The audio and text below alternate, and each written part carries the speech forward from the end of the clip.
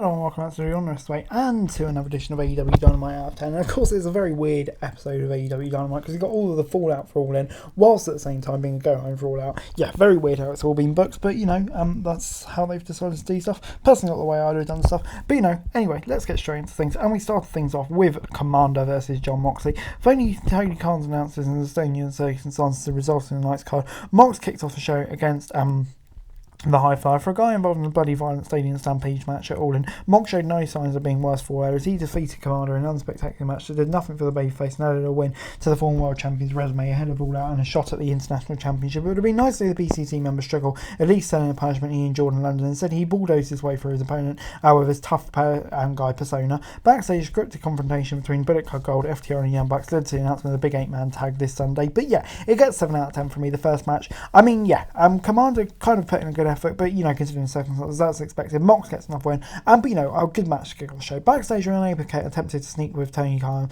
who could not trust anyone or anything, despite hurling her shows in the interviewer's direction. Storm might be the best character in AEW over the last month, and this was further evidence of it. She's found a character she can immerse herself in, and the results have been spectacular. In the arena, Jericho hit the ring following his loss to Will Ospreay at Allin. Apology to Sammy Guevara for shoving him away after the defeat gave way to the back of the fourth of personal jab before they apparently resolve their issues and vow to chase the World Tag Team Championships next week. No follow-up to Don Callis' storyline, no mention of the frustration about the commentary team was quick to point out following his defeat to the aerial assassin. Instead, Jericho essentially manipulated Guevara to stay on his side so they can chase the title. The stuff is good, and in a perfect world will elevate one of the talented young guys on the roster, but it'd be nice to see either of those stories resolved in a meaningful way. Seems like they're going a long time with this, but yeah, maybe get lost in the shuffle. That's my fear in it, but yeah, hopefully it doesn't, because yeah, we do have them making a good storyline there.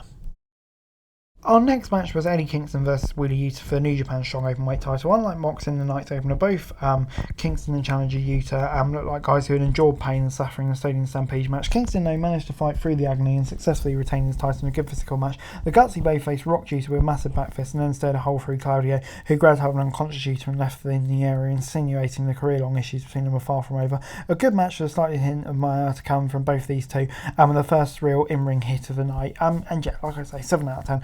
Great match, obviously setting up the match for the next time while Kingston defends his New Japan Strong belt. So yeah, get the 7 out of 10, sets up All Out, while having a decent match. And yeah, you still got the fallout from the Stadium Stampede building up a Kingston Claudio as well, which could see a singles match at some point soon. But anyway, Adam Cole may have gained one friend in MJF, but he seems to have lost others in Roderick Strong, Matt Taven and Mike Bennett. Strong and the Kingdom confronted Cole in an in-ring promo, taking exception to his newfound friendship with the World Champion and what they consider to be abandonment of them. The Messiah of the Backbreaker has never been a particularly great talker, but he's always been a great hero as a whining friend. The revelation he will enter for Grand Slam tournament and challenge MJF for the world title was a nice booking call that adds to the thread of what will likely be an event of good matches. Don't be surprised if Taven and Bennett win the Battle Royal on Friday's Rampage as well to challenge them at All Out. I feel like that should be the right outcome, but yeah, let's see if it does.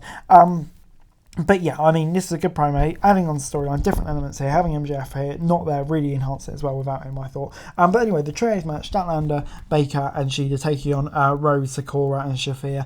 And yeah, it kind of felt like two random teams here, but it did advance 2 stories. Mounting tension between Shida and Baker, and Statlander feud with the top contender and all-out opponent Ruby Soho. The action was solid here, and it's always nice to see Rose and Sakura on TV. Furthermore, the intention to run with Baker versus Shida and deliver war, which is going to credibility and stature in AEW. It would have been nice to see the heels put over a little stronger, as they would never any doubt babyfaces would win. But the story advances. It's better that we get more out of them in the AEW division most weeks, I suppose. So yeah, I'll give it a 6 out of 10. It was kind of there without being a major part of the show, if you know what I mean. The Acclaim then defeated House of Black at Allin and celebrated by cutting a ribbon and introducing new trios title complete with a hot pink strap. That was it. There was an entire purpose to the segments. Yes, they super over and bringing it to the crowd, but surely it felt like they were kind of better use of TV time than this. And we're no closer to the explanation for House of Black, etc., etc. So yeah, I don't know. It kind of would have made sense if we got an interaction from a team and something like that happened. But yeah, I don't know, I kind of just expected a bit more than this, to be beautifully honest. So yeah, there we go.